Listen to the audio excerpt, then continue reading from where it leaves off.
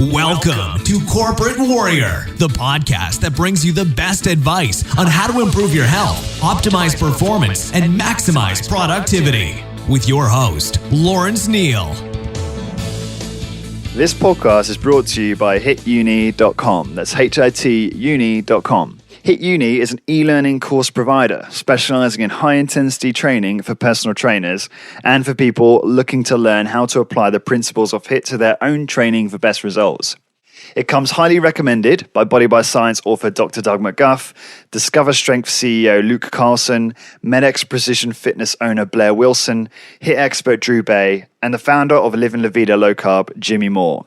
It was founded by author and high-intensity training master personal trainer Simon Shawcross. Simon has 15 years experience and has supervised over 15,000 workouts. Due to a combination of demand and a lack of quality in certification programs in the fields of high-intensity training, Simon and his team spent the last 3 years developing top-quality courses that will educate fitness professionals and participants to enable them to train individuals and themselves in the safest manner and produce best results. HitUni has been put together using knowledge from the very best minds in the field of exercise, including Skylar Tanner, James Steele, Dr. Doug McGuff, Drew Bay, John Little, Mike Mensa, Arthur Jones, Dr. Ellington Darden, and many more. The courses are delivered online through the website, where you can learn via a variety of multimedia materials at your own pace and convenience. The online video presentations are engaging and make learning fun. Online support and a discussion forum are provided to resolve any sticking points and enable you to share ideas and ask for help. Depending on whether you want to become a personal trainer, are already a personal trainer who wants to upskill, or if you're a keen HIT participant that is eager to learn more about how you can apply HIT to your own workouts for maximum benefit, there are several great value courses to choose from. I am personally partway through the PT course and I'm really enjoying it.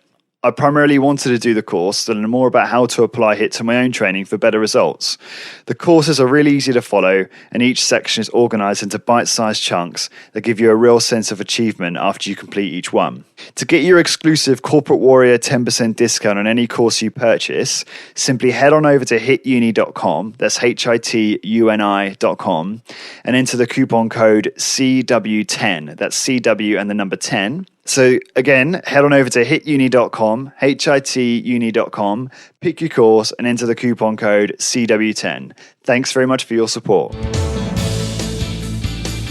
Hi guys, this is Lawrence Neal and welcome to another episode of Corporate Warrior, where it is my role to interview world-class experts on productivity in terms of exercise, lifestyle and business to find the hacks, the routines, the post-workout snacks, the workouts, management systems, etc., to make you the best you can be and conquer your personal goals.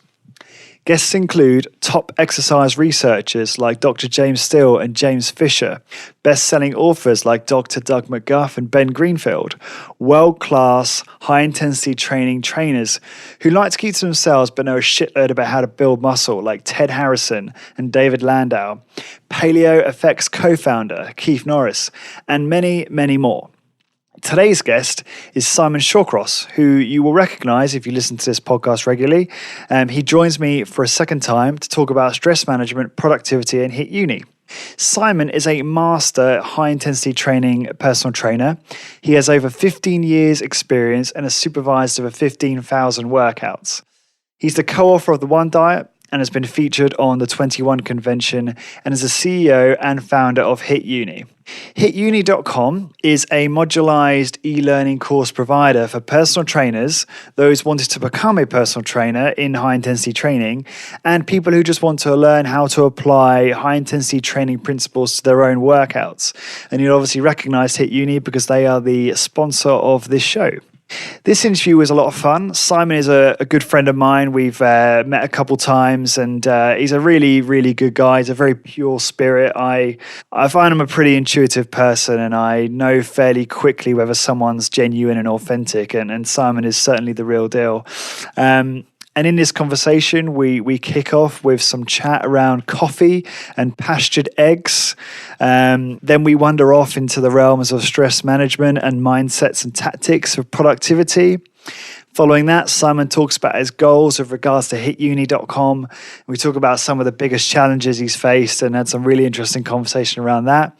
And then we finish off with some of my customary bonus questions. For all the show notes and links, they'll be in the usual place on corpwarrior.com, which will redirect you to the homepage, which is 15minutecorporatewarrior.com. So without further ado, please enjoy this interview with Simon Shawcross. So I wanted to kick off with a very serious question. So are you ready for this one? Sounds deep, yes. So James Still and I were both wondering what has been the impact of the beard and the, and the mohawk-like haircut that has had towards your strength and muscle mass. There is certainly a correlation between the beard and the haircut. What I'm looking at the moment is that a causation as well. Good stuff. I must say I was, because obviously you changed your appearance quite radically when I saw you last, when we all went for dinner with Ted. And that was a lovely evening, yeah. Yeah. And I was like, wow, he's got a totally different look. It's a good look though. Have you still got the same look? The same beard? I'd say my hair's getting longer. I'm growing it out. Okay, cool. Okay, so I've got to start off with some questions from Scott Myslinski, who's asked me quite a few questions, which I've kind of broken down and reworded them a little bit. Right. Are you still doing fasting? Have you made any changes to the fasting protocols that you follow, if you still do that? First of all, hi, Scott. In terms of fasting, I went through a phase where it was pretty much every day I was doing a 16-hour fast, which wasn't that hard to do. If you have your last evening meal and then you don't eat again till lunchtime, it's pretty easy to do. And if you have coffee with coconut oil in or whatever, it can keep your energy levels up through that part of the day.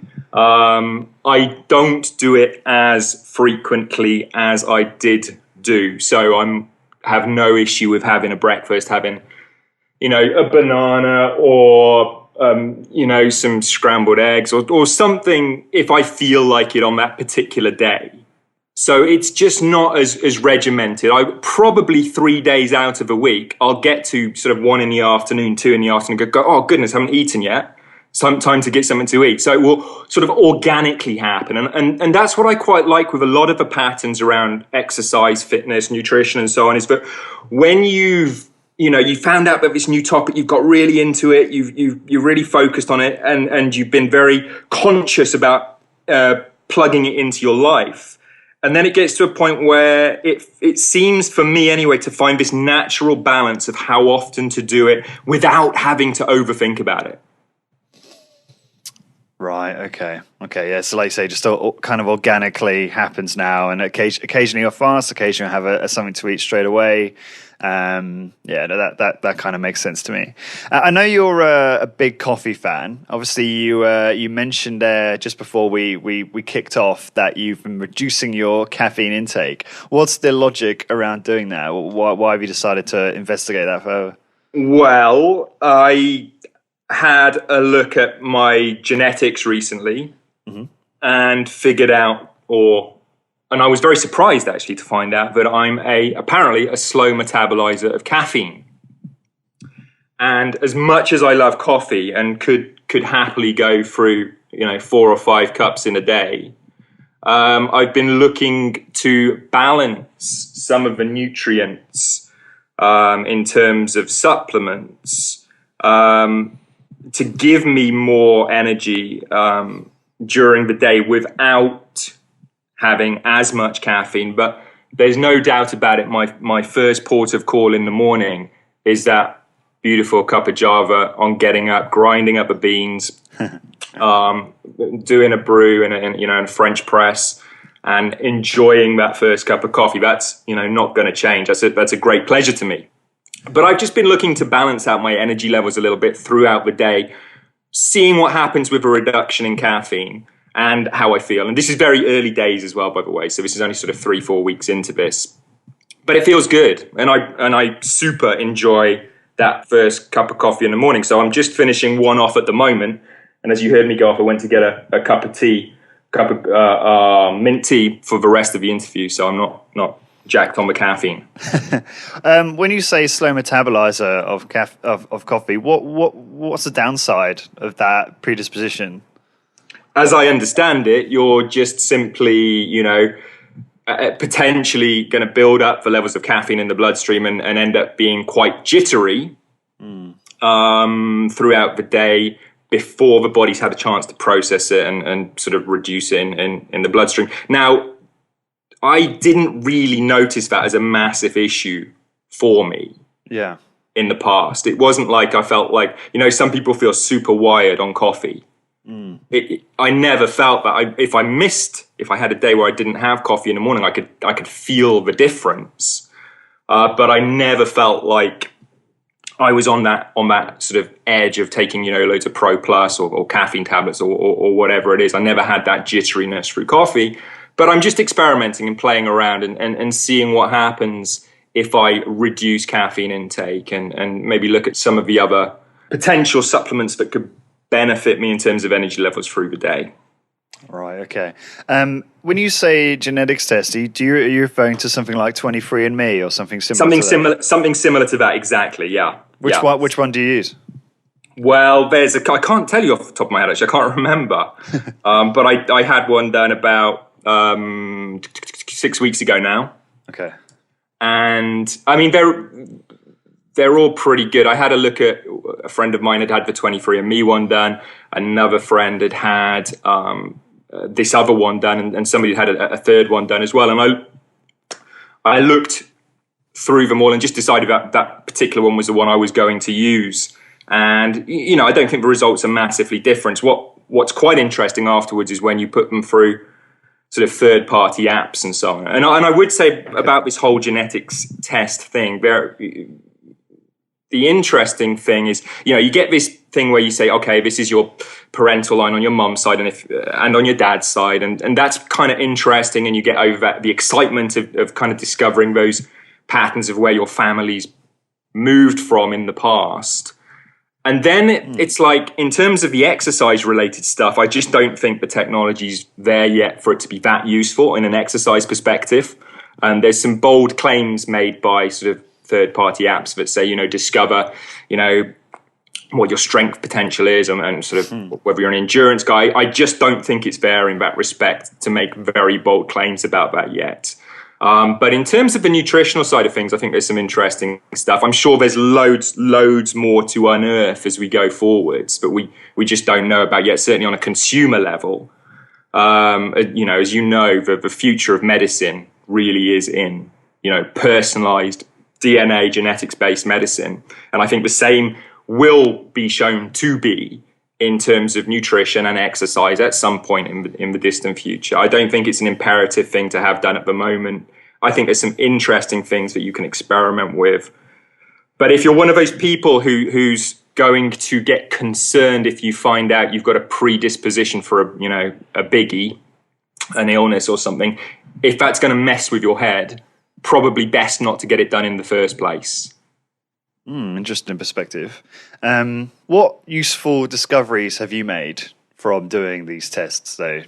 Anything that's really been... What were those pertinent discoveries and that led to you changing things in your lifestyle?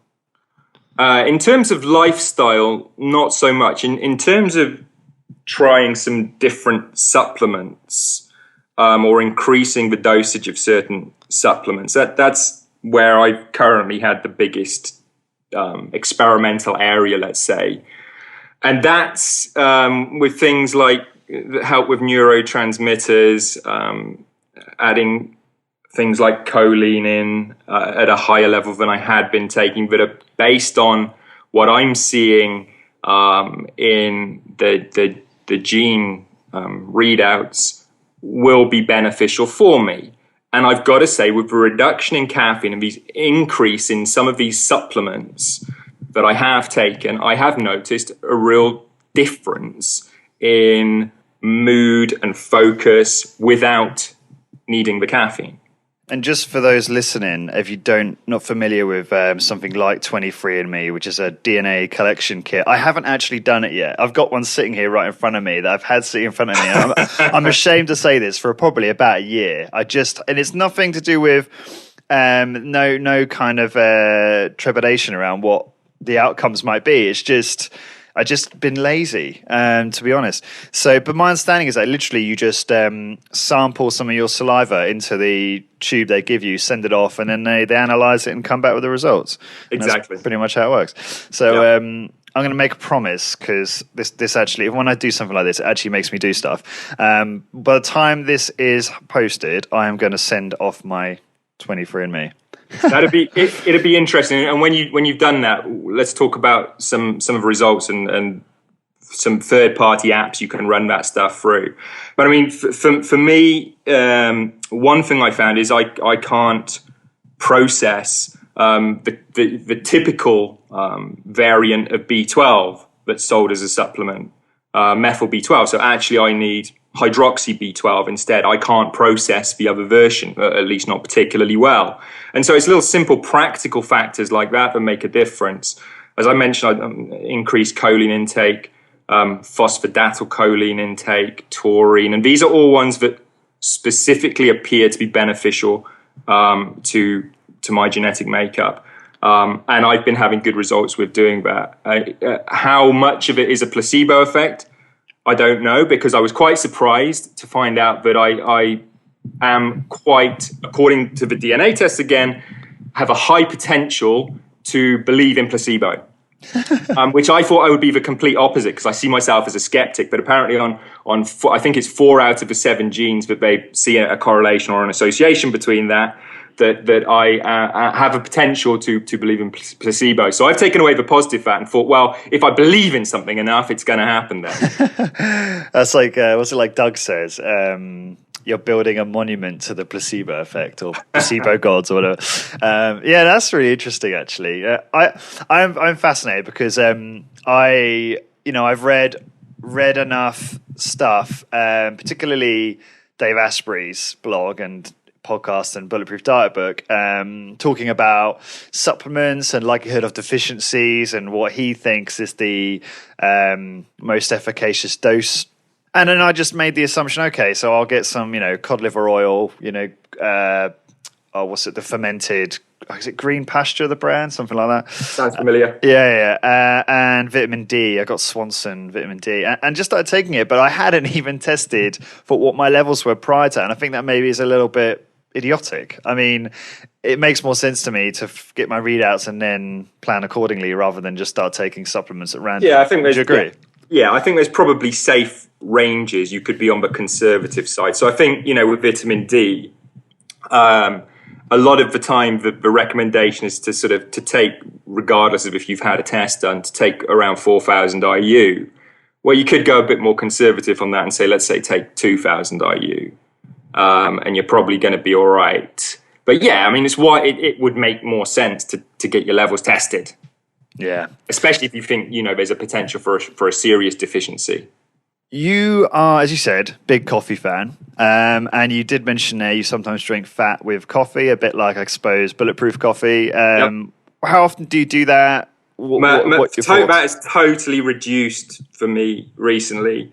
I really do prefer my coffee just black, straight up, as it comes out of a pot. And I'm not got to a point where I wasn't enjoying adding fat to my coffee.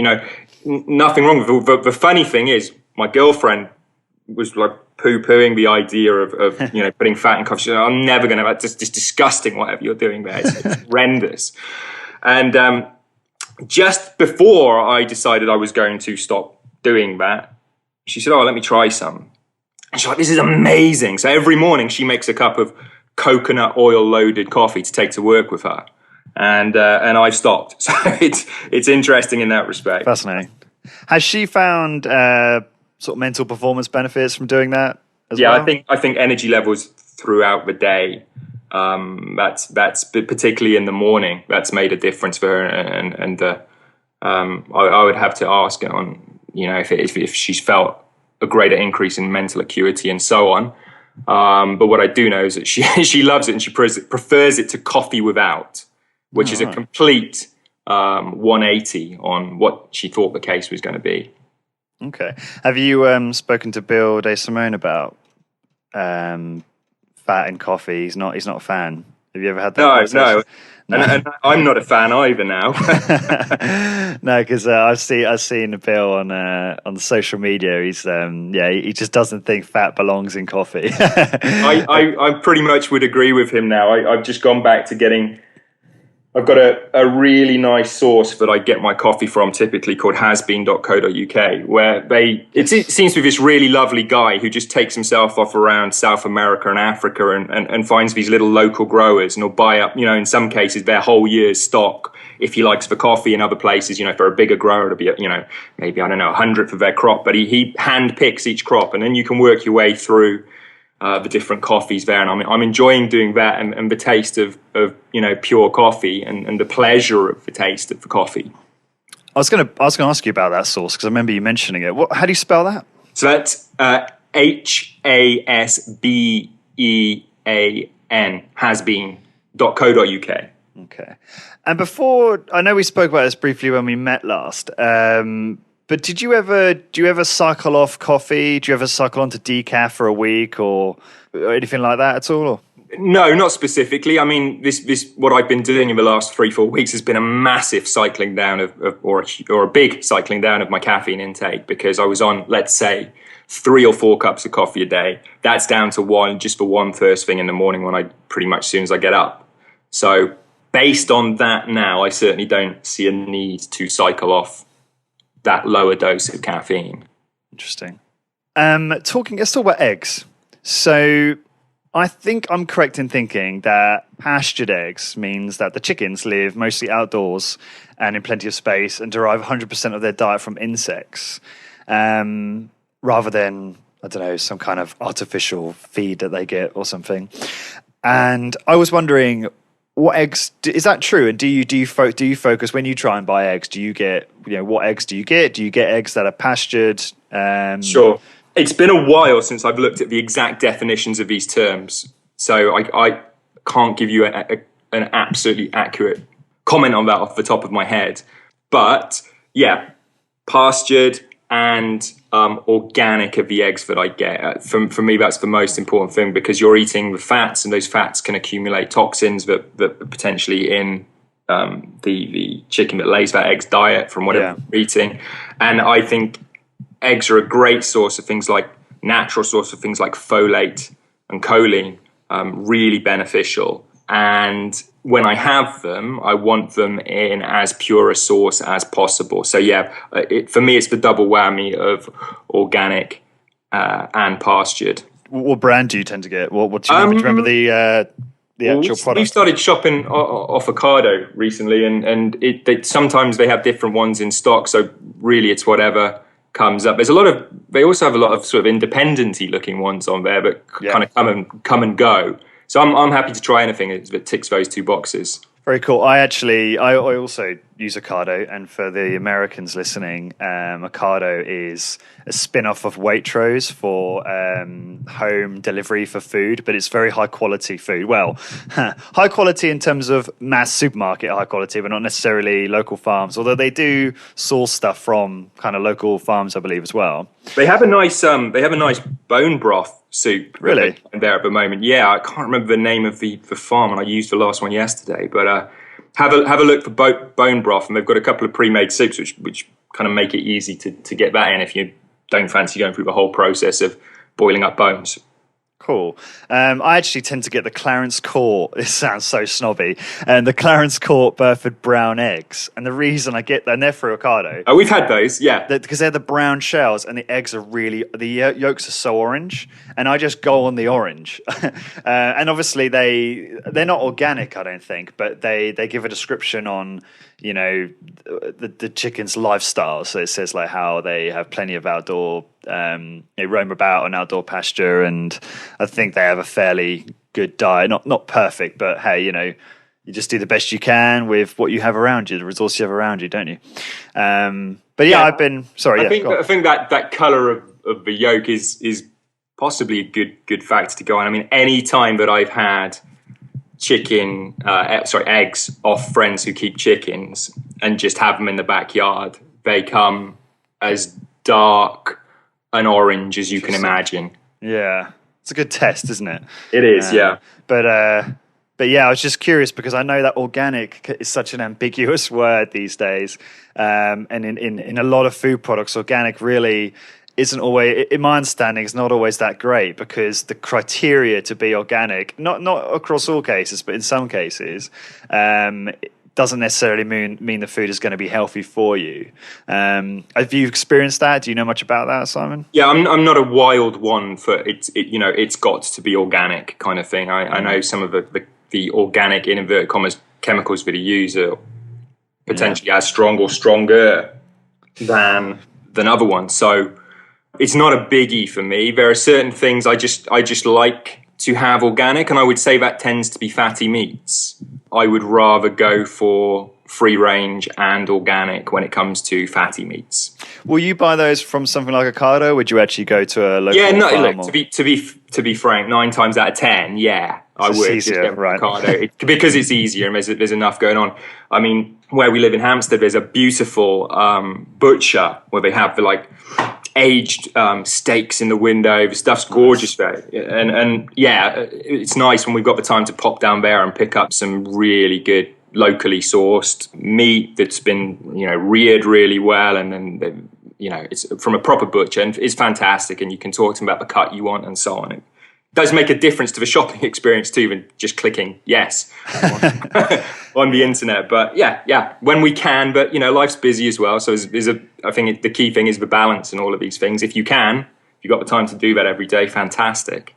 I fully agree. I think you got to be careful not to be too obsessed with having the perfect sauce, the perfect food, because it can be quite stressful today trying to find that sort of thing. And it is, like you say, finding a balance in, finding kind of like a minimum standard for food, and then just doing what you can to source good food without kind of, stressing yourself out too much about it. Yeah, I mean, what's the point in getting overly stressed the whole time about trying to find that? Because there are some answers you just won't get when you're looking at this kind of stuff, and you could drive yourself absolutely nuts trying to find the perfect X. And I think there's an expression Doug used a lot, isn't it? Within the spirit of the law. If you're in with the spirit of the law with this kind of stuff, I think you're in the right place. Oh, I've not heard him say that. That's another Dougism that I've not to the letter of the law, but to the spirit of the law. Something along those lines. It's like if you got a basic understanding of it and you're in that pool, you're in that zone, you're doing the right kind of thing. I like that. That's a simple way of looking at it.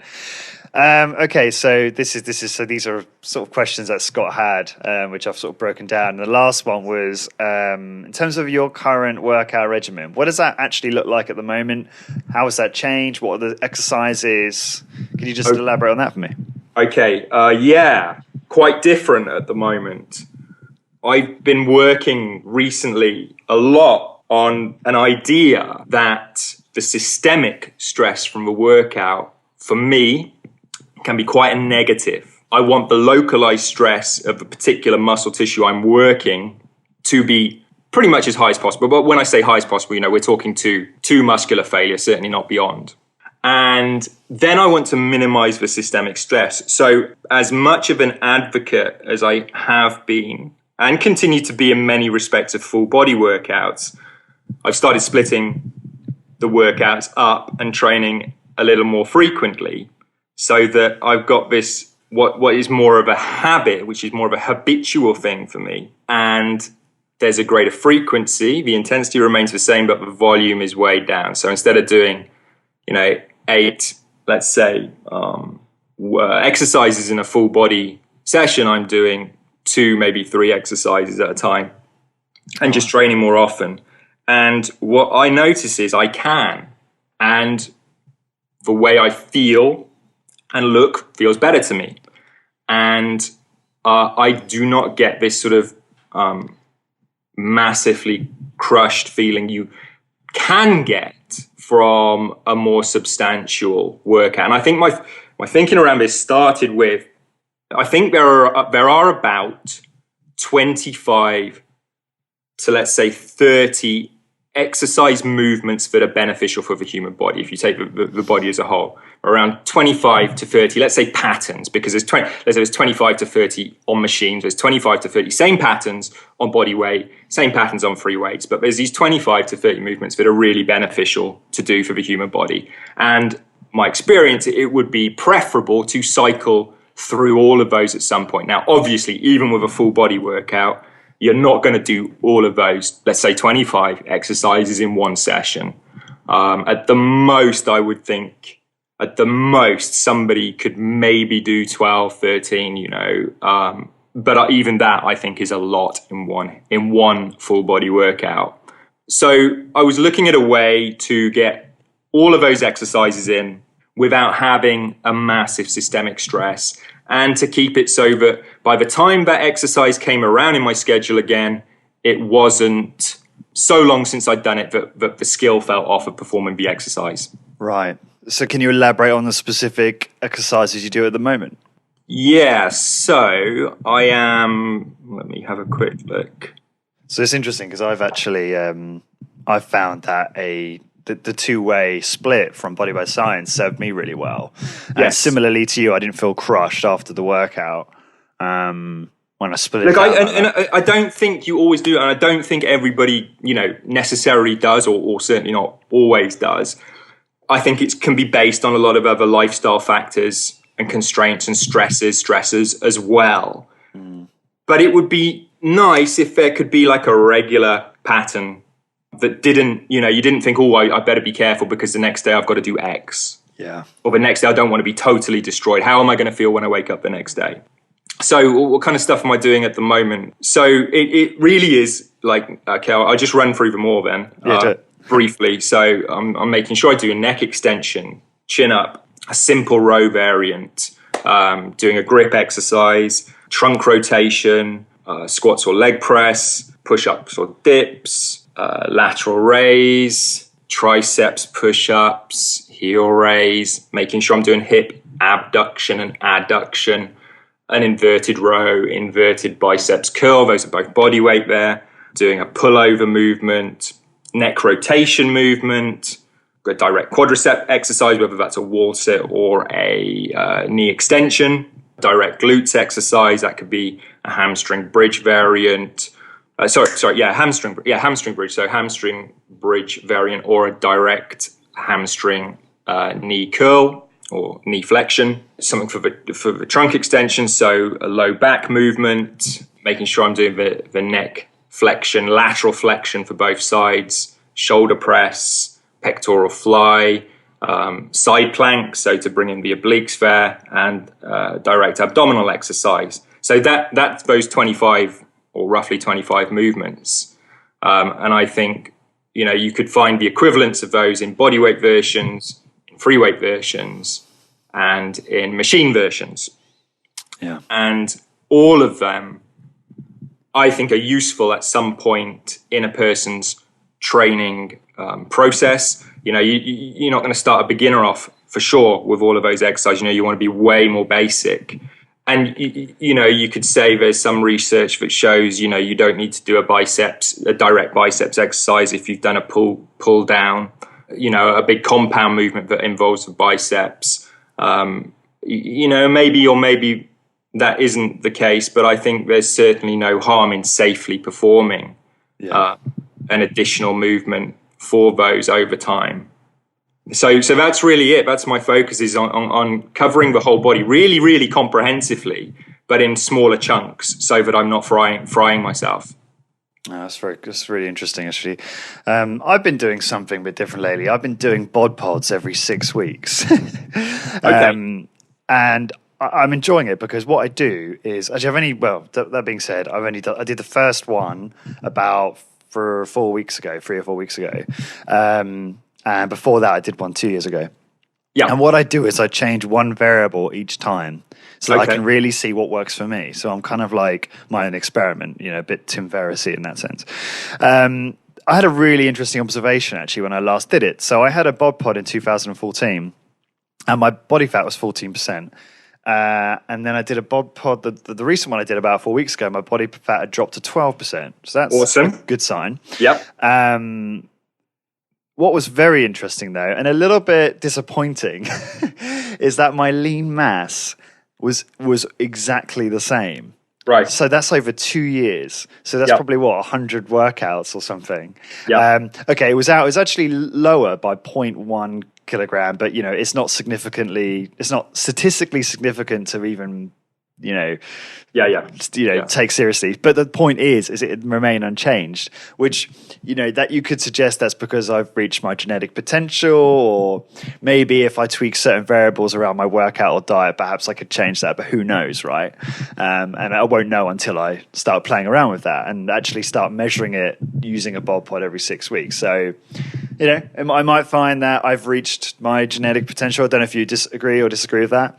And it'd be interesting to see the outcomes over the next kind of year or so. I think first of all, the first question for me would be, how accurate is a bod pod? Maybe if we're talking about over time, say over a year and you're doing it every 6 weeks, well, maybe you're going to see a pattern there. I don't know if there's the accuracy with a bod pod, but you're going to see like sort of session by session check, every 6 weeks, whether that would be meaningful data or not. Okay. I don't know. I haven't looked at the specifics of a bod pod for a long. I did at one point, but for a long time. So, what I do know is with most of these reading methods, there's a degree of inaccuracy around them, and it might be better to look for patterns, long-term patterns, rather than short-term jumps or drops. I fully agree. Yeah. I think I just think there's a tendency to go the wrong way, like to overanalyze the data with that, and it might not be meaningful enough to actually base any thoughts on. And with regards to you saying, have you topped out on your genetic potential? Yeah, I mean, I guess it's possible, but I'd be surprised if you genuinely had at this point. But maybe, it's not, I think there's a degree of things that, you get those initial gains and then you can chip away. And you're talking adding relatively small amounts, let's say after you've gone outside of your first 1 or 2 years, and to the point where, you start to only maintain or lose because of age-related issues. But I think, prior to that, potentially there's a possibility to chip away and add a little bit more, obviously still within genetic boundaries. Nobody's going to outgrow their genes. No, I agree. And you make a really good point that, there is from what I understand, there's no body fat measuring method that is 100% accurate. They're all a few percent out. Even the DEXA scan is a couple percent out. I guess the important thing... Unless you want to get yourself cut open and your fat stripped off your body, that's as good as it gets. Yeah, I guess the key thing is to use the same tool to measure each time, so that whilst the number might not be correct, the change will be, if that makes sense. And that's why I think that the long-term view with those things is good. Okay. And, they recalibrate those machines, or I think they should do every now and then as well. So there are factors you can't necessarily be in control of. Yeah. But if you look at the extreme long-term patterns, then I think that's where it can become useful. It's another piece of data in the big picture. Right, okay. But I think it's not to be overly... I wouldn't really make sort of protocol change ideas based off a bod pod reading. Okay, what? Not even in a long, let's say after 12 weeks or 18 weeks or something. I still think that's too short term. Really? I think over to the length of time, more like years. Yeah, then I would. If you're seeing like a backtracking over a year, okay, probably something's amiss here. Or if you're seeing, a nice increase over a year, okay, that's probably been a damn good year's training and you've been successful in eliciting that growth. So I think that's the kind of, when I say long term, I think I am talking more like over the course of a year rather than over the course of 12 weeks. Now, I haven't looked at the accuracy levels of a bod pod particularly recently. I'm a little bit skeptical on basing protocol on that kind of information. Okay, fair enough. Especially short term. Yeah. Okay, let's move on to stress management and productivity. Yes. So I was watching your 21 convention presentation on balancing, I think Finding Balance in Life or something like that, I think was the title, and that you did quite a few years ago now. Yeah. It's quite funny, actually. I went to buy a coffee this morning at a local cafe, and I found myself judging someone straight away. Like, I automatically judged someone.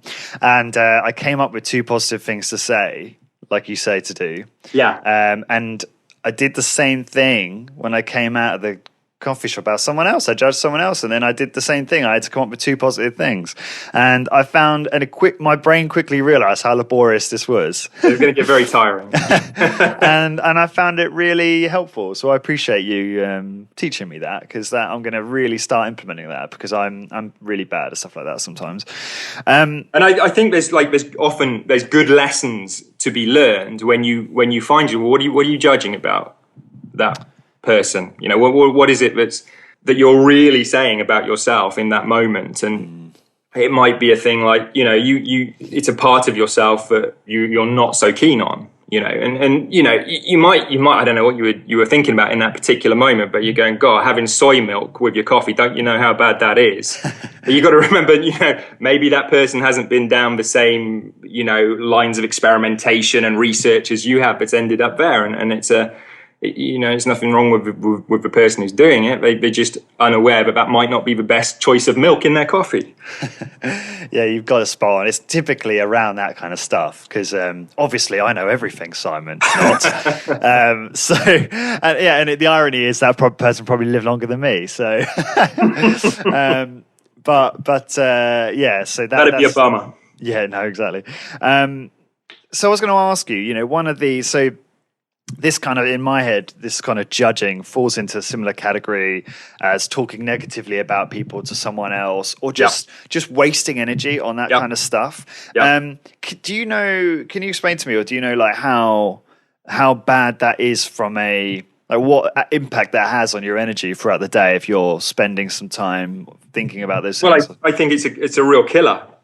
I think if you're focused on those things, then your mind does not have the space and time to be focused on what it truly wants. And you've got it focused on something that actually it doesn't want.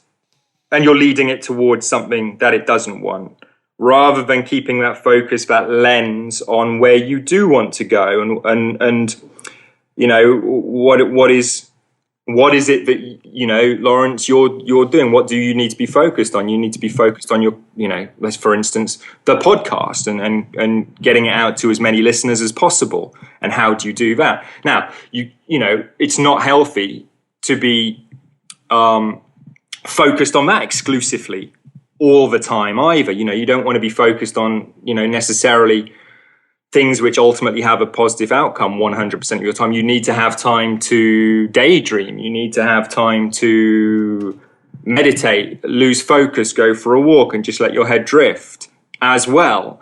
But I don't think there's any benefit to come from, you know, judging somebody else, or in your mind running into a criticizing pattern, especially of yourself too. You know, we can do it to ourselves as well. And I think that's certainly is wasted energy. I think another thing that you can do if you do catch yourself going into that is like, what am I really criticizing in that moment? How can I relate it back to me in something that I can change? That's what I would look to do in that moment. In the same presentation, you talk about the different types of stress, and you use, I can't remember the name of the graph you used to talk about it. Do you remember the name of the graph? Top of your head. I'm not sure which one you're referring to at the moment. What does the graph show? So it starts off with the upward curve for eustress, and then it peaks out, and then it goes into stress and starts going downhill into distress. So it's a graph showing the concept of eustress. Yeah, and exactly. This optimal point of the right amount of stress, because too little stress is a negative, as much as too much stress is a negative. And you want to spend, you know, a majority of your time, you know, up towards the top end where you're in this period of eustress. Then when you've spent a bit of time, they're backing off a little bit, coming back down the left side of the graph, as it were. So you're in a little less stress, and then you work your way back up and spend time in that productive zone. What you don't want to do is go too far over. This goes back to what we were talking about exercise just now, about me not wanting to feel physically trashed the day after a workout. That's, in my opinion, when you've gone beyond the eustress point, beyond the positive effects, at least systemically, of a workout. And, maybe you need to rein it back into that place. If you're laying in bed all day doing nothing, and you do that, and I'm not talking about just doing it for a couple of days when you're on holiday or whatever. I'm talking about, if that becomes a lifestyle and you end up, depressed because you're not doing enough stuff, that's harmful and keeps you well out of that place. So too much, too little, no good. As close as you can stay to the middle or the peak of that eustress graph, the better. I'm glad you defined that, because that's what one of my questions is going to be. But in terms of taking a break, so one of the things you mentioned in the presentation, I'll put this in the show notes, is once you are at that point where you start feeling yourself getting distracted or procrastinating, that's where your eustress is kind of petered off. You need to take a break. I work in a very busy office environment in central London. Yeah. What types of breaks have you found that work best in these types of environments? It can be varied, depending on how much time you've got in the moment.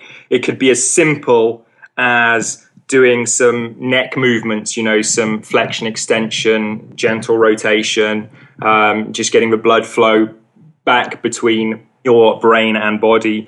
It could be taking yourself for a 2-minute walk, going over to the water fountain, engaging in a casual conversation for a few moments. If you've got longer, it could be go outside, get some fresh air, get some sunshine if you're lucky enough to have some sunshine out there. Not always the case in London, I know.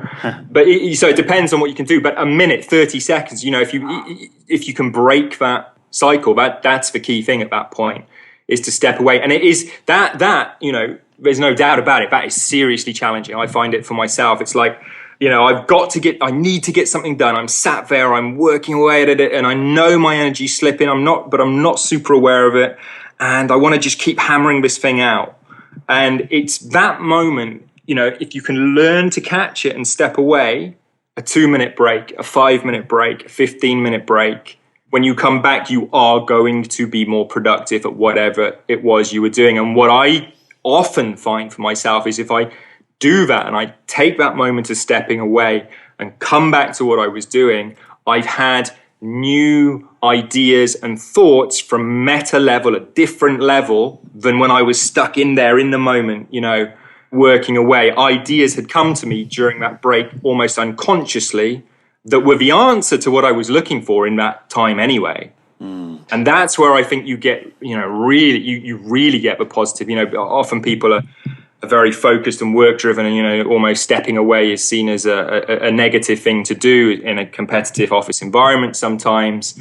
But there's some interesting research, and I can't remember the exact figures off the top of my head now, done, I don't know, about a year, maybe 2 years ago, in an office environment where they found that the most productive workers, you might have seen this piece of research, I think they worked for 45 minutes or an hour, and then they would take something like 15 minutes. So they basically were tracking workstations. I don't know how good the research was. I didn't look into it massively.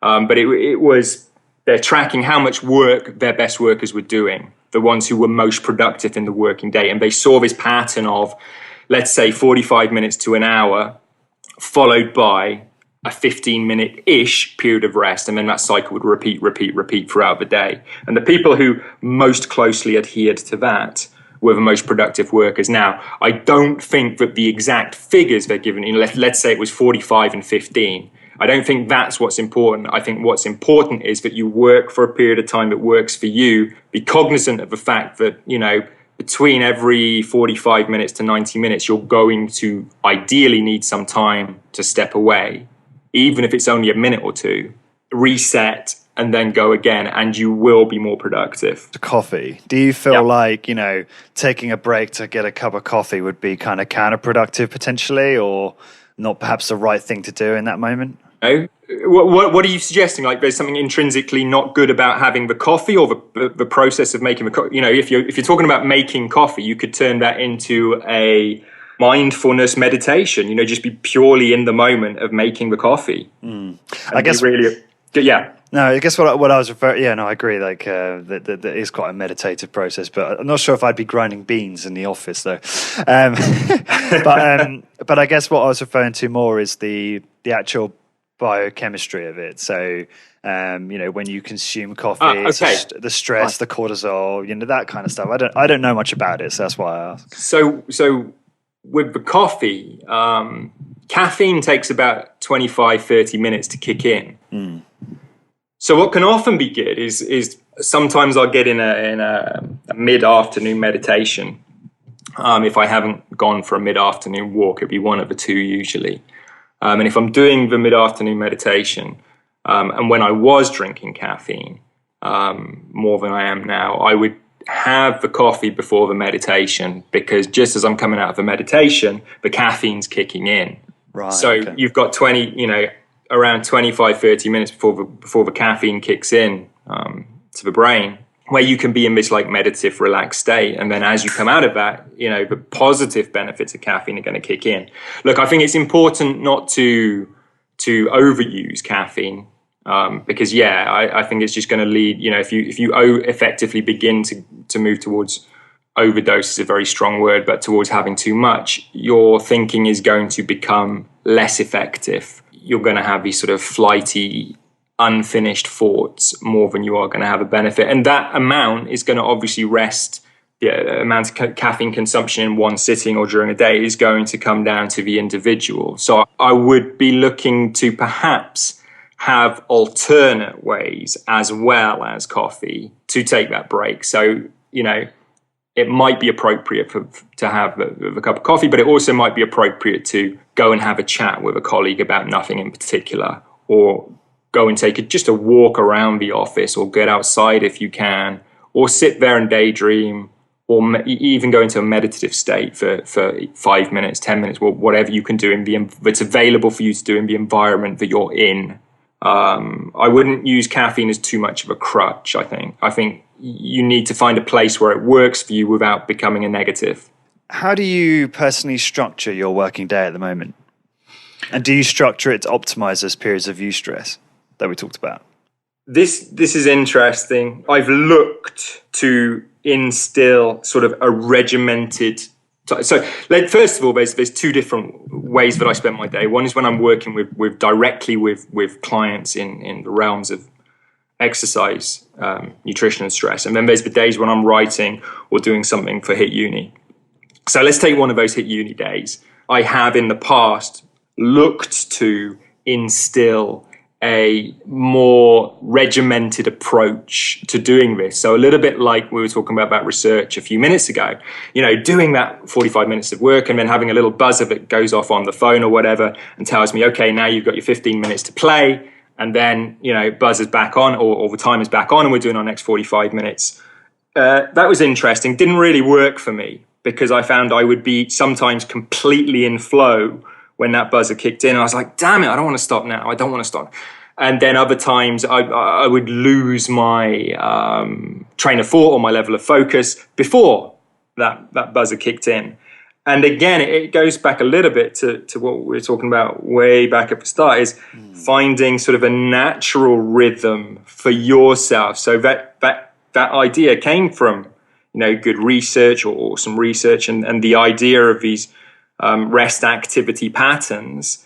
And then finding, okay, so a very regimented approach to that actually doesn't work for me. And probably there's a level of individualism for everybody as it relates to this. And that might be partly genetically based, environment based, and so on. And it might change, on different days based on other stressors that we face.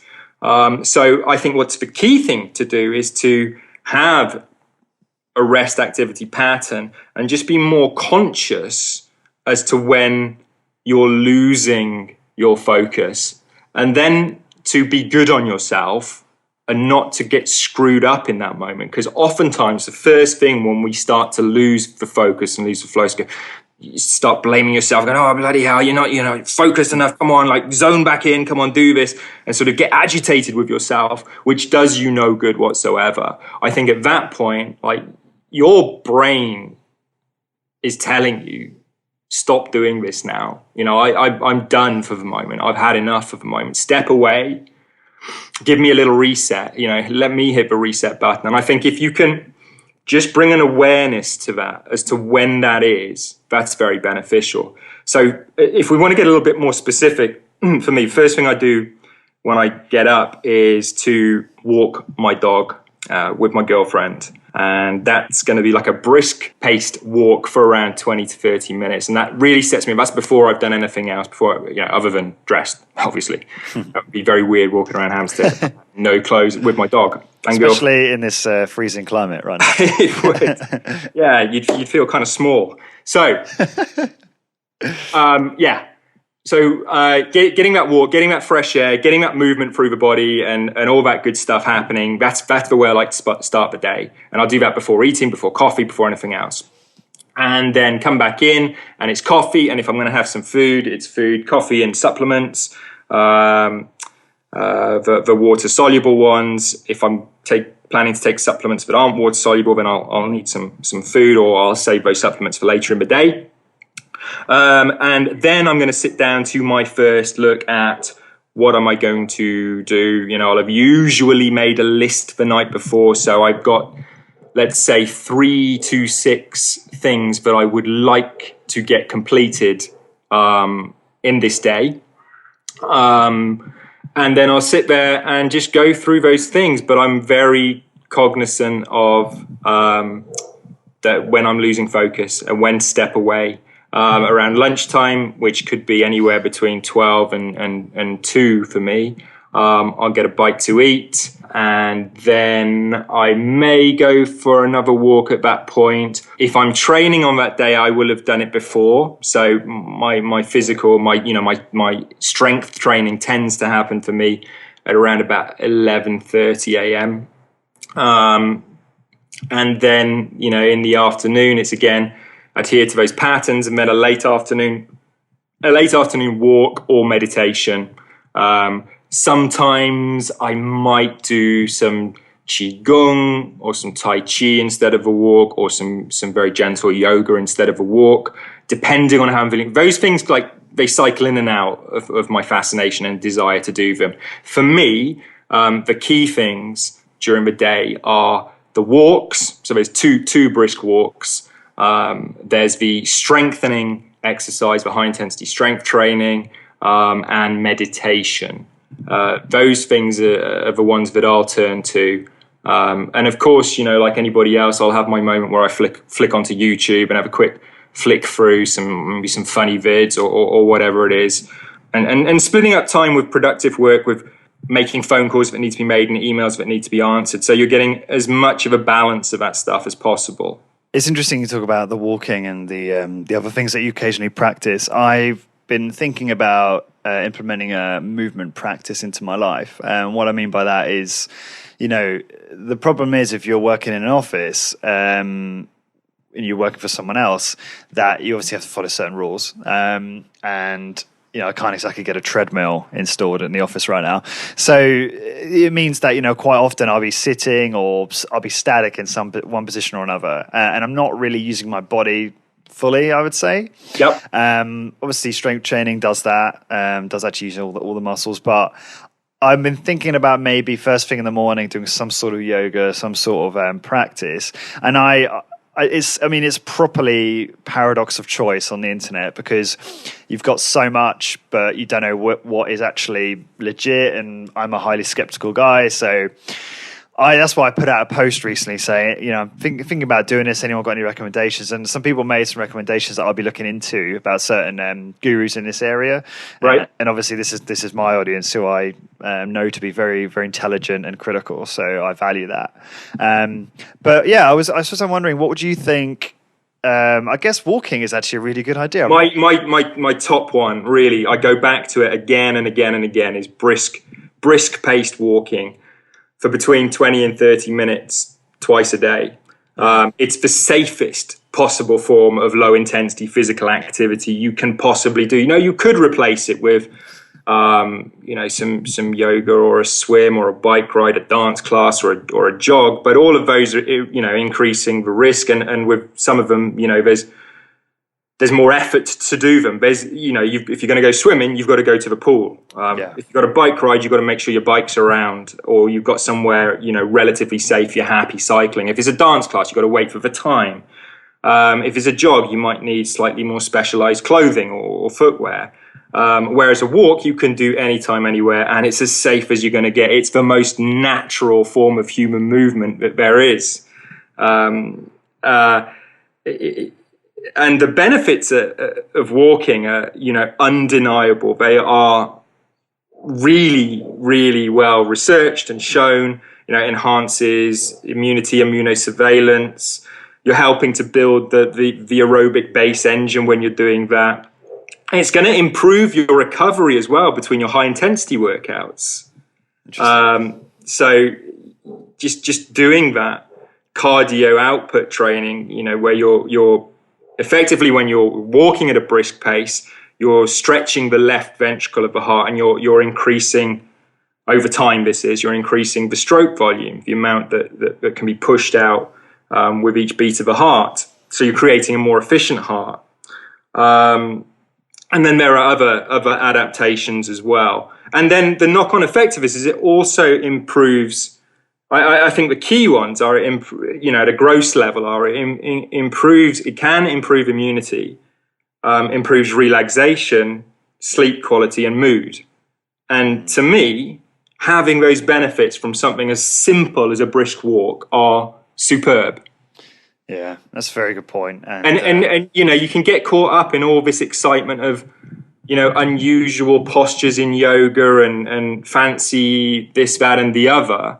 But I think when it comes down to it, nothing beats a good walk in that respect. And then at the other end of the spectrum, you've got high intensity strength training.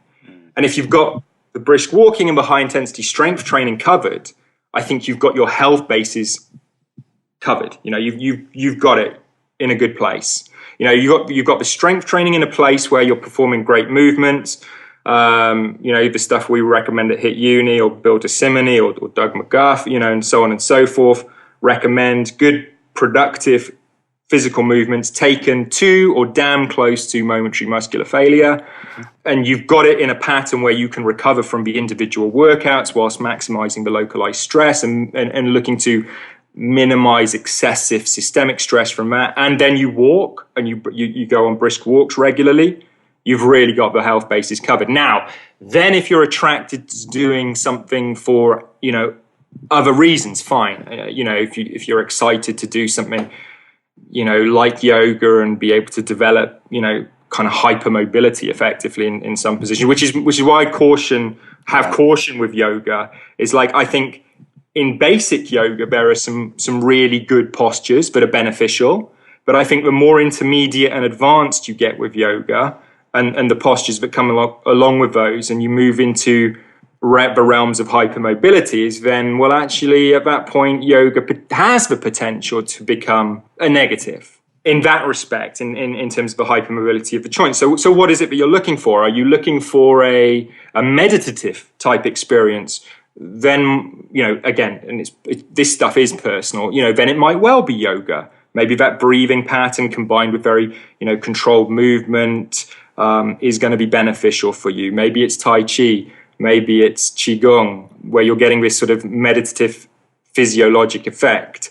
But in terms of the meditative effect, I also think you could get that with walking. So I suppose what I'm saying is I think high intensity strength training is essential. Brisk walking on a daily basis is essential. Then anything else is a personal preference, and be aware of the risks and rewards with what it is, whatever it is you engage in that respect. Well, that's that sorted then. I appreciate your input on that. So meditation. Yep. I tried a few techniques over the years. I tried Take 10 from Headspace, this Headspace app, first thing in the morning. But I am ashamed to say I got quite bored.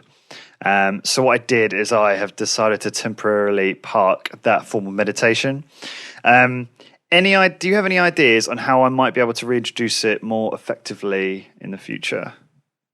Okay, I think one of the things is we can get hung up on what meditation is and isn't. At one extreme, you've got this perception of a yogi sitting on a mountaintop surrounded by snow with legs crossed in a full lotus position, and that's meditation. And then you've got sort of maybe perhaps a very westernized scientific approach to meditation. At the other end of the scale, I think meditation is a very natural state to get into, and you will have had meditative experiences whether in times when you weren't consciously looking to meditate. There are 4 basic types of meditation. So there's concentration meditation, where you're focused on one thing during the meditation. So you're specifically and if you're a visual person, that could be an image or a picture or a calming image on a computer screen you're looking at even. Or if you're more of an auditory person, it could be a sound or a series of sounds in a meditative tape. But you're specifically focusing on those things. That's what happens, or the goal is, during concentration meditation. And then there's mindfulness meditation, which almost builds on concentration, where you focus on one thing. And so this could be a physical thing. This could be walking. You're out walking and you very, very, very much focus on the process and experience of walking, being aware of everything that's happening physiologically and around you as you walk. So it starts off like a concentration meditation. And then with mindfulness, you begin to let thoughts come and let them go. So without engaging into those thoughts, without judging them, just letting the thoughts come and go. So you've built the start of a practice by being totally focused on one thing, just as you did with concentration meditation. And then you move into a state where you allow any thoughts to come and go through your brain without engaging into them. The next form of meditation is called open awareness or Zen meditation. And in many ways, this is the most challenging form of meditation, where the goal is to think of no thing, to think of nothing.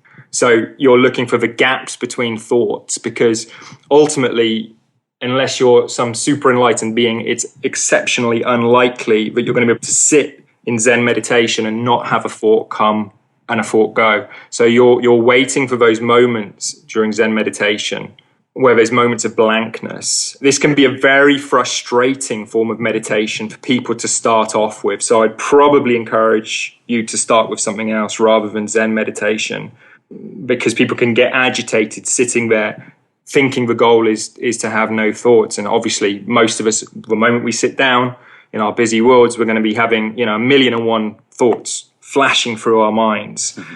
So with the Zen thing, the way you can build on that is just to accept that the thoughts are like clouds on a cloudy day. Let those thoughts come and then let those thoughts go. And then the fourth type of meditation is guided meditation, where, and this tends to be quite good for beginners, is where you're guided through the meditation, whether it's a 5, 10, 15, 20-minute meditation or whatever. There's a voice that's guiding you through the process in an almost hypnotic kind of way. So really it's about finding the one that works for you, and at the same time not making meditation to be this fancy esoteric thing. Keep it simple. You can meditate on a bus, you can meditate on the tube, you can meditate sitting on your sofa. It's a state of mind and getting to a certain place, rather than, something, you need a black belt in meditation to achieve. That's just not the case. Finding a way that works for you is the key, though, and accepting that initially the learning process of meditation can be frustrating for some people, because most of us fill our days with thoughts, and the notion of just completely stepping away from that and looking to create space in our minds initially can be almost scary for some people, or incredibly liberating. That's the goal, for it to be like that, because it's such a powerful recharge. And you don't have to have long, it's not like you got to sit there in hours to get the benefits of meditation. The research shows that 1 or 2 minutes of meditation has benefit. So I would really encourage people who sort of struggle with the notion of it to start out literally that small. Don't set yourself a massive, ridiculous challenge to meditate for hugely long periods of time, because you're going to get frustrated and then you're going to go, meditation's not for me, and go for a cycle of not doing it, blah, blah, blah, blah. Instead, aim for 1 or 2 minutes. Make that a practice for a week, 2 weeks, 3 weeks, and maybe go, hey, let's go for 5 minutes.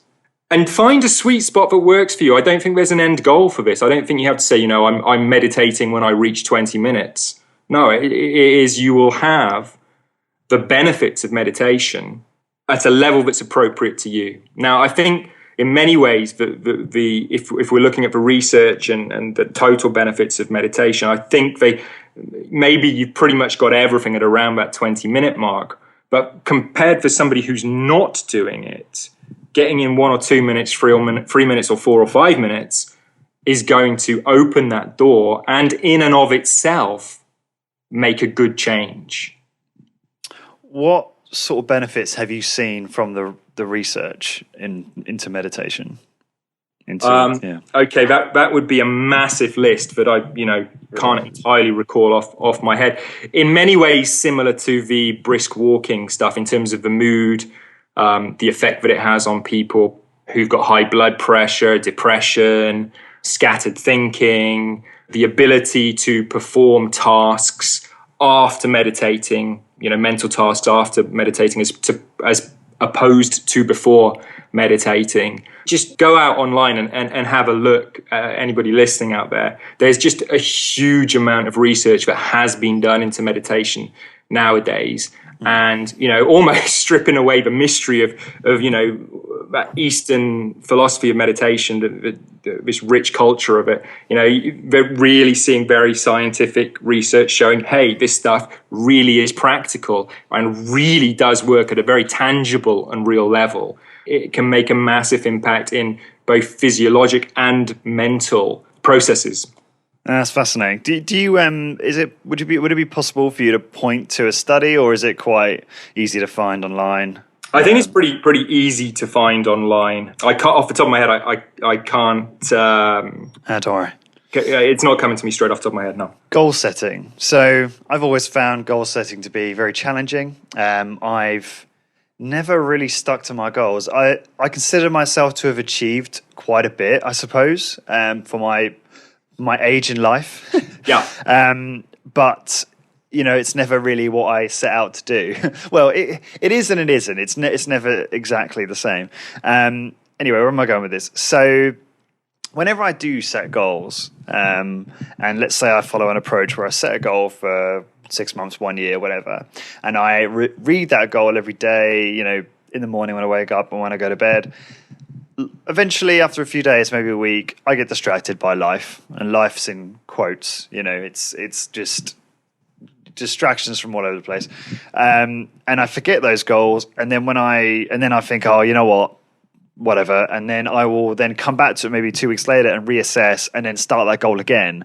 But I never have that continuity, if that makes sense. The one thing that has worked for me quite well, probably better than anything else, is Tim Ferriss's Dreamlining from 4 Hour Workweek, which is where... Are you familiar with that one? I'm not, no. Okay. So it's basically where you have 6 months. You have short-term goals. So it's much more of a short-term approach. So it's 3 or 6 months or a year. And the goal has to be, the outcome has to be something that you really, really want. It has to be exciting, otherwise you're not getting motivated to stick with it. Yep. And then you just have one action to do each day that takes you closer to that. Nice. And I quite like that. That sounds a really sensible approach. So I'm still going to perhaps persist with something like that. But I was wondering, what goal-setting techniques do you use, if you do use goal-setting techniques at this time? And what have you found is the most successful way to set goals and achieve goals? In my experience, the key thing is it needs to be a goal that you genuinely want. Okay, a little bit like you're saying, you have this massive passion for it. And it's easy when you're sitting down writing a goal list to write down a fantasy, like a complete fantasy list, but actually the things you put on that list you don't genuinely want enough, not to the degree of the sacrifices that it might take to get those things. Okay? I think that's the mistake some people make when setting goals. It's like, yeah, but if you compare that to going out 4 nights a week and hooking up with friends and partying or whatever, actually, I can't be asked to do it. You know, there's a level of that to it. And so I think as you're doing that, you've got to be aware of, well, what it will actually take to get to that place, to make that, and be forewarned and forearmed as to what it will mean to go for that goal. And are you prepared to make, I wouldn't say their sacrifice, because if you genuinely do want that goal at a very deep level, then it isn't going to feel like sacrifices if you have to, you know, only go out with your mates 1 night a week compared to 4 nights a week or whatever it was. Yeah. So it needs to be a goal that's that important to you to start off with, if we're talking about big long-term goals. And then, yeah, write it down. But what I'm not keen on is the thing you first said of looking at it every day. I think that would drive me nuts if I looked at it every day. It's like once you've written it down and you've worked your way around it, I think it's good to like just put that, if you put it on a piece of paper or whatever, to one side and just go about now actualizing that on a daily basis. And it's the short-term goals that become then more important. And you don't want to, another thing is to not necessarily be too attached to that initial goal, because other things, as you've sort of alluded to, I think in the question, may come up that actually at that juncture, you needed to start on that path to that original goal you wrote down, but actually circumstance and opportunities have led you in this slightly parallel direction. It doesn't take you exactly to what you'd written down, but actually, in all intents and purposes, is giving you truly what you wanted from that goal. Because it might not have been, this podcast needs to do, 10,000 listens a month. That might not have been, you might have written down that as the goal, but actually you wanted to get to a new audience, and getting to this new audience might have been the true goal, and you achieved that. But if you looked at it against the actual metric you wrote down, it might not be exactly the same thing, but you achieved what you actually meant, is what I'm saying. Yeah, I agree. Yeah, so I think it's really important to not be too bound to these goals, because they can mutate over time. They can develop as life, comes along and an opportunity arises. And you might find, if you were too rigid, that you actually missed out on a hell of a lot. So those big long-term goals, I think it's good. Write them down and forget about them and get on the daily and let the opportunities flow to you as well. And then adapt to those as they come to you and decide, in the moment, is this the best thing for me to be spending my time doing? Do I need to be doing this? Is this taking me towards my goal? Let's talk about Hit Uni. So, yeah. Simon, tell us about, obviously, the audience have to hear my lovely voice promoting Hit Uni every time they switch on one of my podcasts, unless they skip it, which I'm sure many of them do if they have listened to it multiple times. And perhaps I could be a little bit more charismatic. I have considered re-recording it and maybe cutting it down a little bit. But for those that don't know, could you elaborate on what exactly Hit Uni is and what you're offering there? Hit Uni is an online modular education in high-intensity resistant training for both people who are already personal trainers and who wanted to develop a speciality in high intensity resistance training, for people who have no background and who want to become personal trainers. And also we have a course called DIY for the general public who want to learn to implement this form of training for themselves at home by themselves. So there are two main audiences for Hit Uni. One is those who are trainers or who want to become trainers of other people, and those who want to train themselves. And the goal with Hit Uni is to provide as comprehensive an education in high intensity training as possible to grow interest in this form of exercise in a open and non-dogmatic way, so that it appeals to a far broader audience than it has done in let's say in the last decade. Because as you know, Lawrence, this form of exercise is fantastic, and there are various permutations around it and so on. And I think we're looking at Hit Uni to subsume all of those interpretations of high intensity training, because I think the protocol doesn't have to be, this very dogmatic, set in concrete type of approach. Actually, there are permutations to high intensity training. And as a trainer, particularly, the more you're conversant in these permutations, the better you're going to be able to engage your clients. And that's the key thing. So we're looking to grow the audience of high intensity training in general and provide that audience with the best trainers out there in the world. And this can all be done through our online platform. We've just, or at the end of last year, released our Master Personal Trainer course, which is our final big course for now, which has all the stuff that was on the personal trainer course, all the professionalism and personal training, going into the benefits of exercise, the human body, the science of HIIT, all of that good stuff, the exercise demonstrations and so on. But it adds in working with more special populations, more challenging populations. As a trainer over time, you are inevitably going to end up having to decide whether you're going to work with them. More advanced training techniques. Now, there's some controversy about using the term advanced with the research nowadays. Let's say alternative training techniques. So there's many tools to our trainers' arsenal in terms of getting this form of exercise across to their clients and permutations of how to do that. And then we go into the stress management and the well-being side of things so that you can offer a more comprehensive service with your clients. You can help them manage all those lifestyle stresses, of which exercise and nutrition are but two. And then with the Master Personal Trainer course, we also go into the business aspects, how to build your business, what are the fundamentals of a fitness business, how to set that business up, your finance stream, your client stream, and how to grow. And then one of the really cool new modules we just added is the marketing module, where we go into the essentials of marketing, how to create a strategic marketing plan. We look at inbound marketing, such as the internet, social, affiliate, search, and direct. And then we look at outbound marketing, such as advertising, publicity, event sales, and so on. We look at sales more specifically and the metrics, so as you can figure out how to measure your success of your approach. So very cool. What we've wanted to do is to create this very comprehensive education in resistance training exercise that grows the global audience and provides that audience with trainers who really know their stuff. And over the last year, well, actually since we started, but over the last year, we've really got some great trainers out there now who are, successful and doing their thing and promoting this kind of exercise and making a success for themselves. That's good to hear. What are the biggest challenges for you in building HIIT Uni? The sheer amount of content and information that is in those courses, the 4 courses that we offer.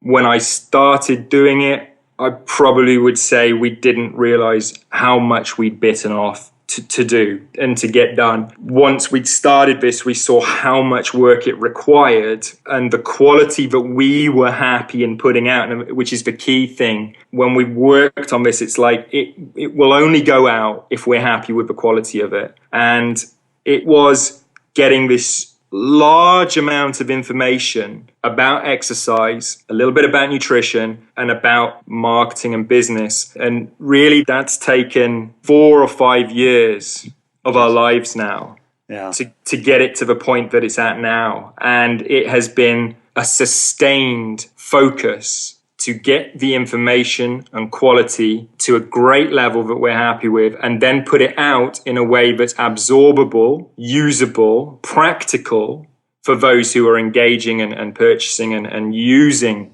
the platform and using it to learn, and then making the examination process as detailed, as comprehensive, so that not only is the trainer confident when they finish the course, but also we are happy with those trainers out there representing us and our brand.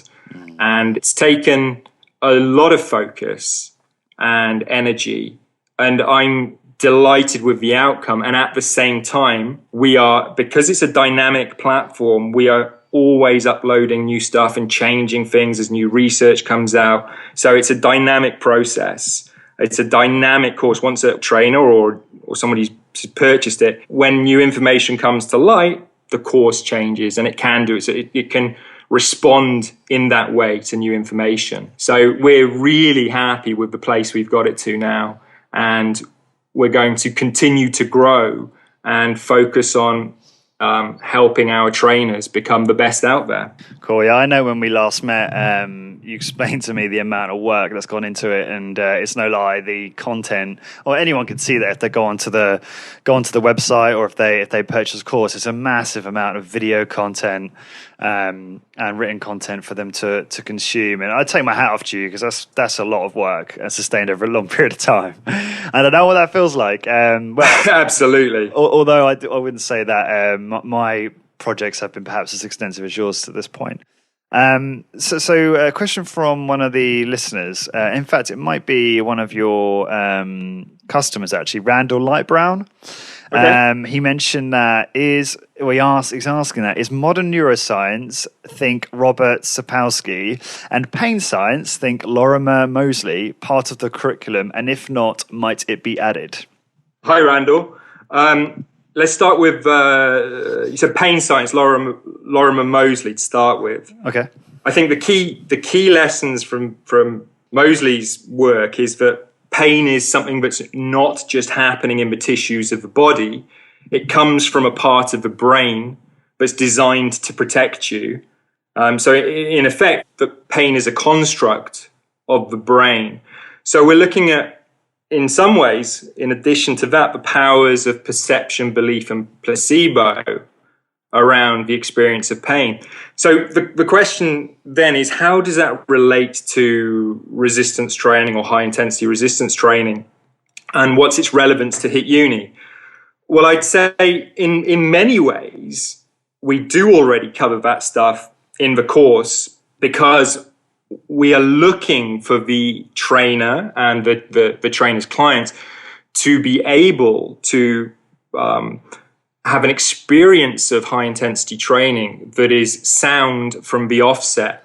So as a trainer, to do this, what you want to do is get an individual used to the sensations that occur around as we move towards momentary muscular failure in a positive way, so that their brain begins to understand that they don't need protection from safely applied high intensity training. Okay, so it's partly about calm instruction, using the correct language with clients.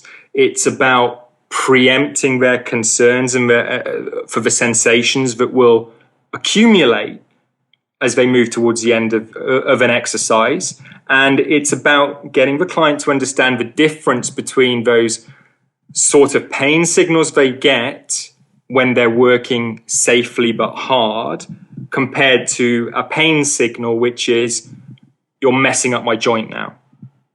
Okay? Right. So it is about getting the client confident and comfortable over time with the sensations, the natural sensations that happen as you approach momentary muscular failure.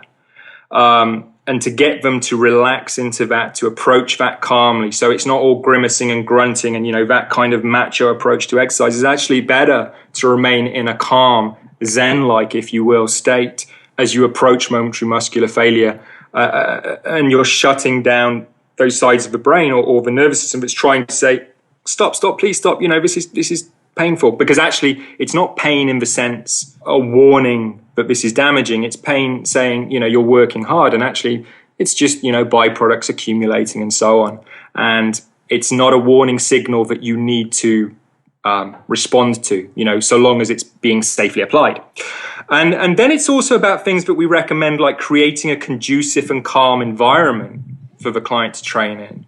If you had posters of Mr. Olympias on the wall using massive weights, grimacing the hell out of it, outside of a very small niche of people, that's going to turn off your potential market in many ways, and make them think that this experience is a painful experience. And that's the opposite of what you want to be doing as a trainer, especially if you're addressing, the general public who want to learn how to strengthen, increase their muscle mass for longevity and health benefits. And also, it's just things like lighting as well. Keep the lighting fairly soft. So you're creating a calming environment, not not a jarring, potentially painful environment. And again, it's about the calm instruction during exercise as well, and the language that you use as a person approaches the end of a set. So yeah, in many ways, I mean, it's something I would absolutely look to get more of into the course, and that's a great point. What was the other person that Randall mentioned? I think if I'm pronouncing this right, Robert Sapolsky, about neuroscience. The neuroscience. Mm-hmm. Yeah, I think with Sapolsky, so really what I can think of from the work that I've seen of his is that would relate primarily to what we do is about stress and its damaging chronic effect over a lifetime. And I would say in our master's course, yeah, we certainly cover the practical side of that in our stress management and well-being module, where we look into stress resilience and how to create peak performance over time. Because there's some in many ways with this, we've got like a baboon's physiology, and yet we absorb stresses over chronic periods of time in a way that the creatures like baboons and chimpanzees simply don't, at least not to the extent of us. And so it's how can we use that physiology in today's world? What advice do you have for anyone thinking about starting an internet-based business? I would say that you're crazy. the key thing has to be you need to be passionate about the subject. Okay, that's what is absolutely imperative. If you're going to make a success of this, if you're going to stick around long enough to make this thing grow and nurture it and coax it and stay with it and do all the things you need to do to create a successful internet business, number one is make sure from the outset you are absolutely passionate about the topic or topics you are going to be teaching to the wider audience. It needs this degree of genuineness behind it. People very subtly pick up on whether something is being done, to make a quick buck kind of thing, versus a person or an organization that is passionate about a topic or multiple topics within a particular area. If you've got the passion, then you need to nurture that passion and start getting information out there around the topics that you're passionate about. And you don't have to necessarily do it in a particularly fancy way, especially to start off with, because the genuineness that I was talking about certainly outweighs, technical ability to have some totally awesome website off at the start. Yeah. And then you can grow and develop that stuff as you go along, because your audience will come to you because you're putting out valuable, genuine, useful content that they are attracted to. Then over time, you can potentially monetize it and get more flashy with the website, the technology you're using to get your message across. Yeah, that's good advice. Let's move on to some bonus questions. I don't know why I call them bonus questions. I guess it makes them sound really cool, right? It does. It's a real bonus. They're supposed to be rapid fire, but they're not rapid fire answers necessarily. Okay.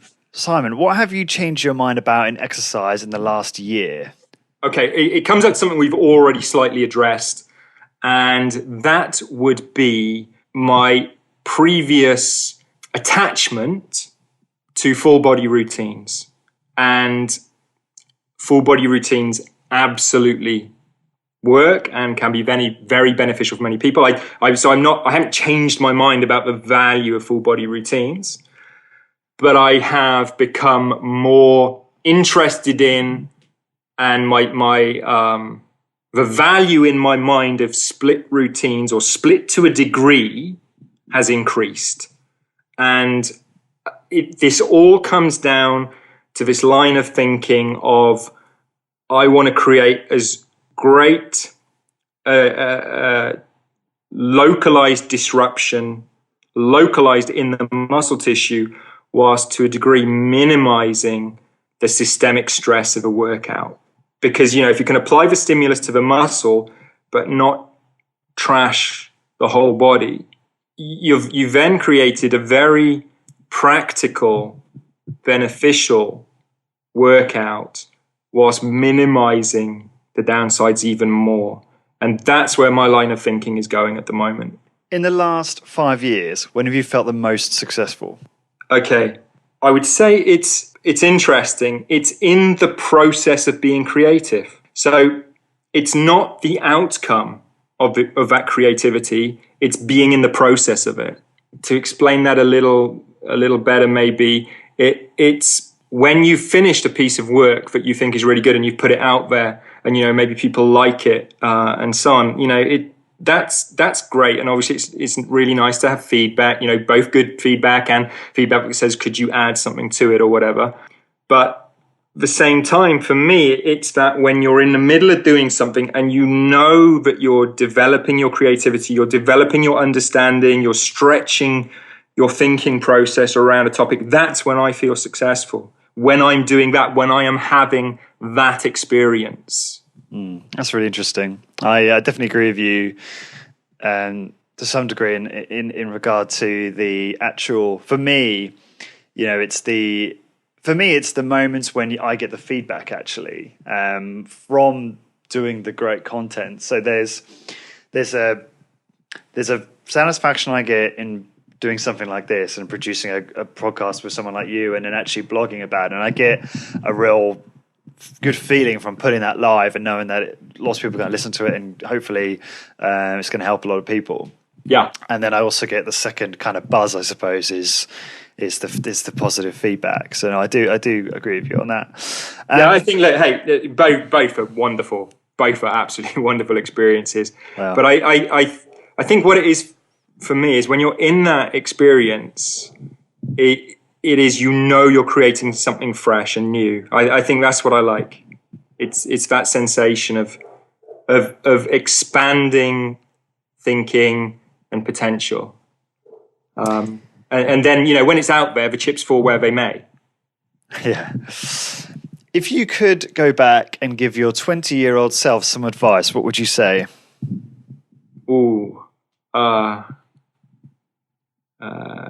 That's a really good question. I went back to my 20-year-old self. I know that wasn't too long ago, but 20 years ago now, and say, what would I say? I'm just literally going on what's bubbling up to my mind, and I'd say, stick at it. Oh, really? That would be the thing. I'd say, stick at it. Did you have a lot of self-doubt when you were a lot younger? Yeah. Really? I'd say, as a 20-year-old, absolutely. Yeah. And I think at that age, I didn't really understand how I was going to get to where I wanted to be. And figuring that out and perhaps not having like perhaps a mainstream, it's like I've not had an office job where I've done 9 to 5 for any period in my working life. I've not had like that kind of thing. So it's always been like I've been self-motivated in my work. I worked for somebody else for the first year after university. And then I set up my business, my first personal training business in 99, 2000. And since then, it has always been self-motivated, self-directed. And I think it would just be nice to have the 40-year-old me go back to the 20-year-old me, give him a hug, put my hand on his back, give him a nice pat on the back and say, stick at it. Know that it's going to work out. That's good advice. And just for the record, obviously I've met you a couple of times and you do not look 40 at all. And I was shocked when you told me how old you were. So I was just saying your youthful appearance is no doubt down to a combination of things, but perhaps some favorable genetics. But I was also assuming your lifestyle and diet and exercise and stuff. I'd like to think so. Look, my gran, who I absolutely love, passed away a couple of years ago, and she was young until the last couple of months, and looked younger than her 90-something years. and acted younger than her 90-something years. And so I think there is a genetic part to that for sure, and I think you can benefit from doing the right things for your mind and your body and your health and the nutrition you have to reinforce or optimize whatever genetics you have. Tell me something that's true that almost nobody agrees with you on. Wow. Goodness. Something that's true. Well, then I'm not sure that it's entirely true, is it? If nobody else agrees with me. Okay. For somebody else, it isn't true. For me, it might be. Yeah. Or something that I think is correct, that almost nobody else. If we can park that one if it's agrees with. Yeah, I think I'm not dogmatic, and if somebody has a solution or an approach to a thing which is different from mine, and it works for them and doesn't work for me, that's fine. I would take that almost back to the single set versus multiple set thing as it relates to exercise. It's like, look, both work. If I had chosen a weight that meant on an exercise I hadn't done for one, it meant I could only get 30 seconds. Am I going to stop there? No, I'm going to do a multiple set approach in that moment. Well, I've got two choices. I'll either immediately reduce the load and go longer, or I could do 3 sets, each, 30 seconds, 25 seconds, 20 seconds in length each, and take a little bit of time between each one. The multiple set approach might take slightly longer to do, but, I don't think there's any doubt in anybody's mind that multiple set training works. So if somebody finds that a more pleasurable experience, or says, it works for me and I'm not prepared to try anything else, and then fine, it does. I'm not dogmatic about things in that way. Let's be practical about this. This works for me at this period of time, and that works for you. And, I have my biases and my preferences, as do you. And actually, what can I learn from you, and what can you learn from me? Yeah, I think that's definitely a healthy mindset. This is a similar question, and it might be difficult to answer, but just see how you react to this one. So, is there anything that you believe to be true, but you can't prove it? Well, I believe the Earth to be round, but personally, I can't prove it. So I'm going off, other people's workings on a lot of stuff like that. Is there anything that I believe to be true, but I can't prove it? It's not one that's coming up with a ready answer for me. No. No worries. That's a difficult question, actually. I've not really just sort of testing that one out to see how people respond, but I appreciate it's a challenging one. Simon, what is the best way for people to contact you, find out more about what you're up to?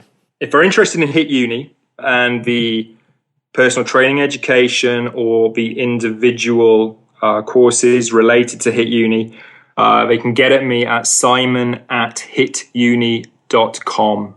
Alternatively, if you're looking for a one-to-one engagement, then it's simon@simonshawcross.com.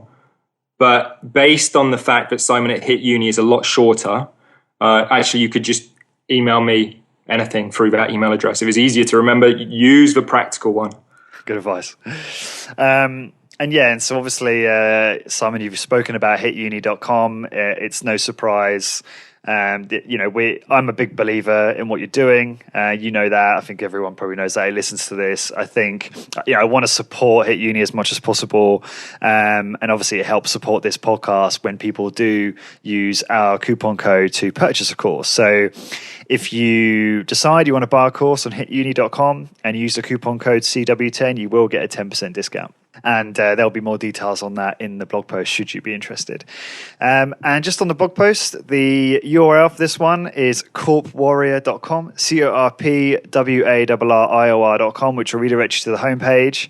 And that's where you'll be able to find all of the show notes, the resources, links, everything that Simon and I mentioned will be located there. Simon, thank you very much for your time. It's been a pleasure. I've really enjoyed this conversation as always. A real pleasure.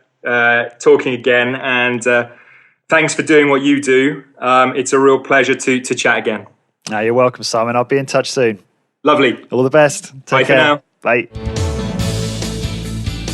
This podcast is brought to you by hituni.com. That's hituni.com.